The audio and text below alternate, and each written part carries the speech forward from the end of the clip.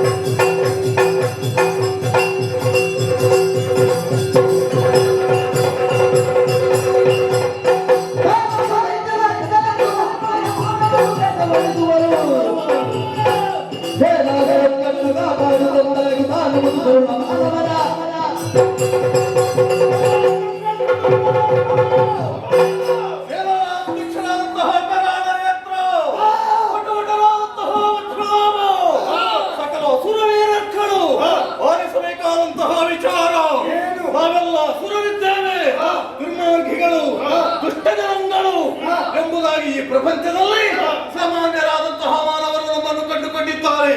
ಹಾಗಿದ್ದರೆ ಯಾವುದೋ ಒಂದು ರೀತಿಯ ದ್ವೇಷ ಭಾವನೆ ಅಸುರರಾದಂತಹ ನಮ್ಮ ಮೇಲೆ ಹೊಂದಿಕೊಂಡಿದ್ದಾರೆ.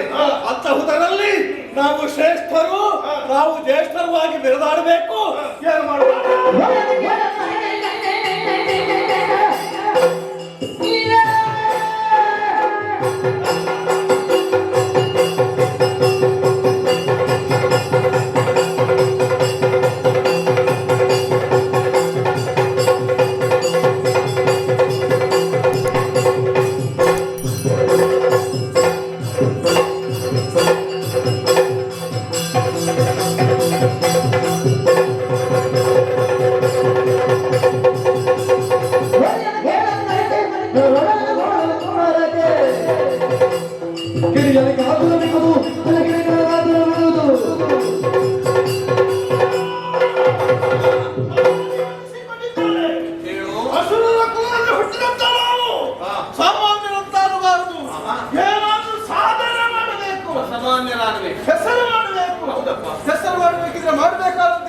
ಕೆಲಸ ಸಿಗಬೇಕು. ವಿವಾದಕ್ಕೆ ಒಳಪಡಬೇಕು. ವಿವಾದಕ್ಕೆ ಈ ವಿವಾದಕ್ಕೆ ಸಿಕ್ಕಿದವರೆಲ್ಲ ಬೇಗ ಹೌದಾ? ಯಾರು ಒಳ್ಳೆ ಪ್ರಚಾರದಲ್ಲಿದ್ದಾರೋ ಅವರ ತಲೆಯನ್ನು ನಾವು ಬಡಿದೇವಂತಾದ್ರೆ ನಮಗೆ ಪ್ರಚಾರ ಬರ್ತದೆ. ಅದಕ್ಕೆ ಇನ್ನೇಕೆ ತಡ? ಹೋಗುವ ಆ ತಲೆಯನ್ನು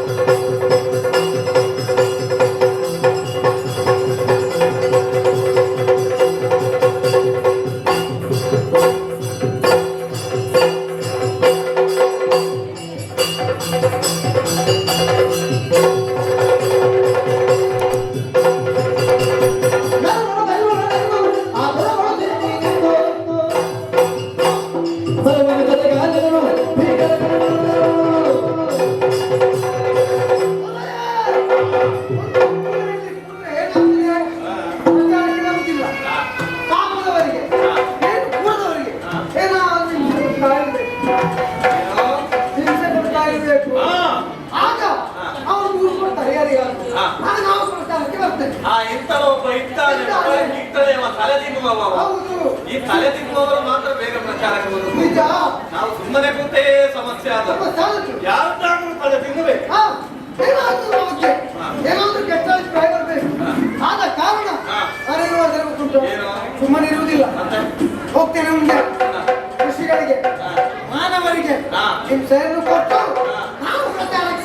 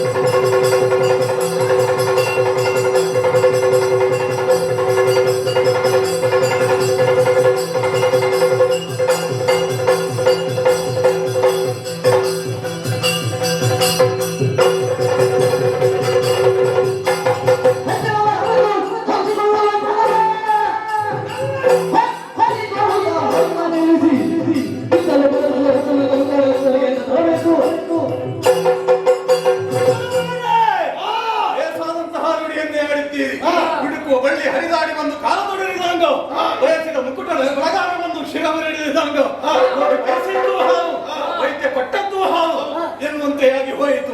ನಾನು ಯಾವುದು ಅಂತರಂಗದಲ್ಲಿ ವಾಂಛೆಯನ್ನು ಎತ್ತಿಕೊಂಡಿದ್ದೋ ಅದಕ್ಕೆ ಸಂಪೂರ್ಣವಾದಂತಹ ಬೆಂಬಲವನ್ನು ಸೂಚಿಸಿದವರು ನೀವಿದ್ದೀರಿ. ಹಾಗಿದ್ದರೆ ಮುಂದುವರಿಯಲೇಬೇಕು. ಹೋಗಿ ಮೊದಲೆತ್ತರಿಸಿ ಮಣಿಯದ ಯೋಗ್ಯ ವಿಪ್ರರ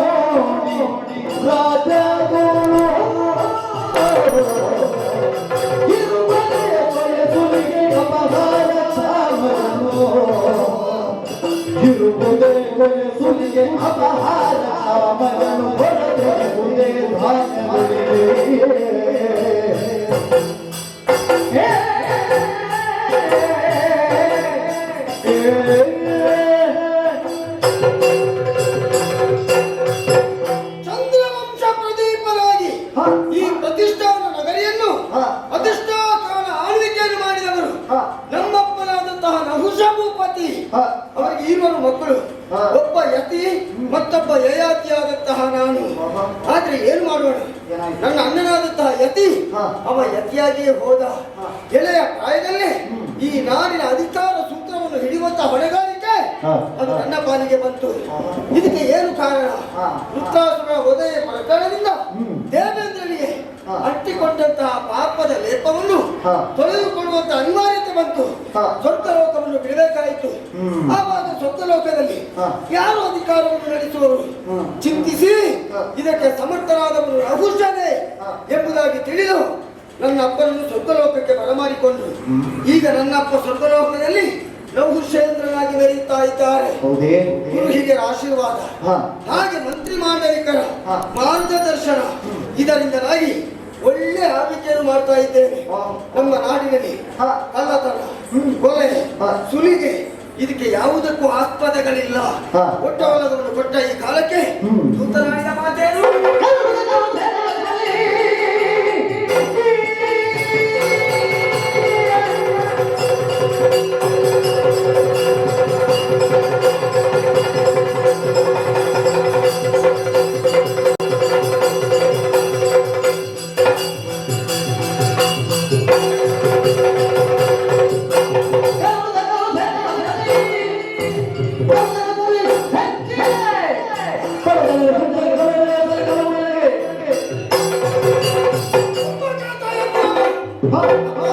ಸೇನೆಯನ್ನು ಸೇರಿಕೊಂಡು ನಮ್ಮ ಪುರದ ಮೇಲೆ ದಾಳಿಯನ್ನು ಸರಿದ್ದಾರೆ. ಬಂದವನಿಗೆ ಉತ್ತರಿಸಬೇಕು.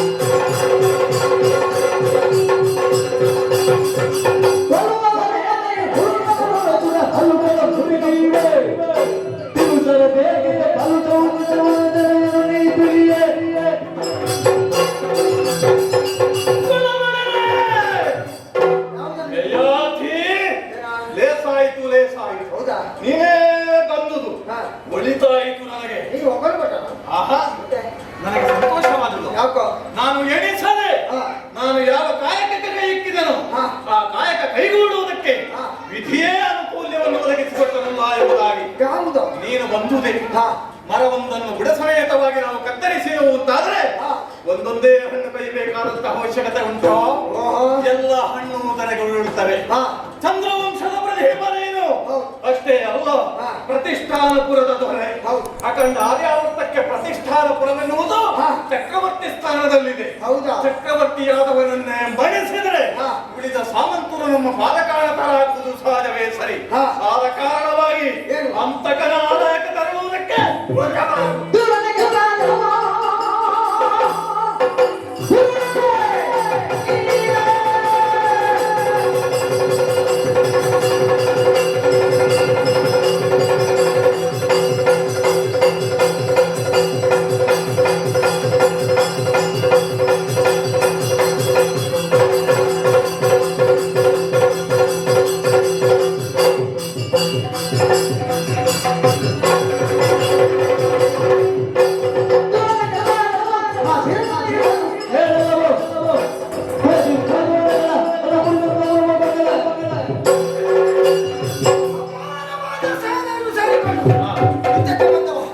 ಎಲ್ಲರೂ ಸೋತು ಓಡಿ ಹೋಗಿದ್ದಾರೆ. ಇದನ್ನು ತಿಳಿದು ಕಣ್ಣಾರೆ ಕಂಡು ಯುದ್ಧಕ್ಕೆ ಬಂದಿದ್ದಲ್ಲ, ಅವರಿಗೆ ಧೈರ್ಯ ಹೇಳಿ ಬಂದವರು ಏನಂತ ನಿನ್ನನ್ನು ಓಡಿಸುವುದಕ್ಕೆ, ನಿನ್ನನ್ನು ಮಾಡುವುದಕ್ಕೆ. ಹೌದಾ? ಅವರ ಧೈರ್ಯವನ್ನು ಖುಷಿಯಾಗಿಸ್ತೇನೆ ನಾನು.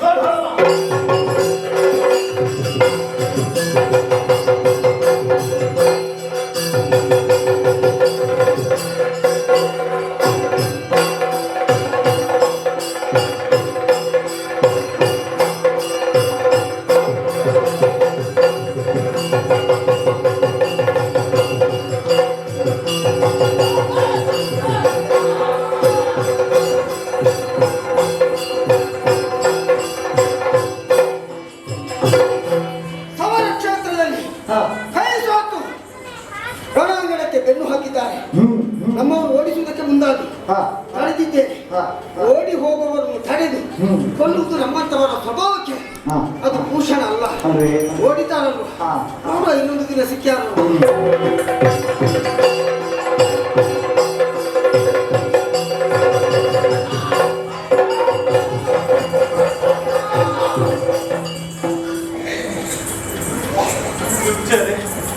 ನಿಮ್ಮನ್ನ ಕಟ್ಟಿಕೊಂಡು ನನಗೆ ಒಂದು ಜೀವ.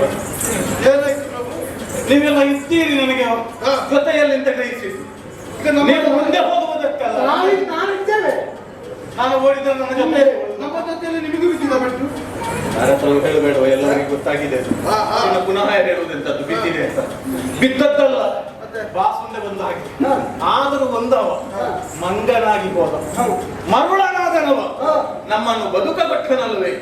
ನಮ್ಮನ್ನು ಬದುಕುಗೊಟ್ಟದ ಪರಿಣಾಮ ತನ್ನ ಉಡಿಯಲ್ಲಿಯೇ ಕಂಡವನ್ನು ಕಟ್ಟಿಕೊಂಡು ಬಿಡುವವ. ಇಂದಲ್ಲ ನಾಳೆ ಕಾಲದ ನಿರೀಕ್ಷೆಯಲ್ಲಿರುವಣ ಯಯಾತಿಯ ನಿರ್ನಾಮ.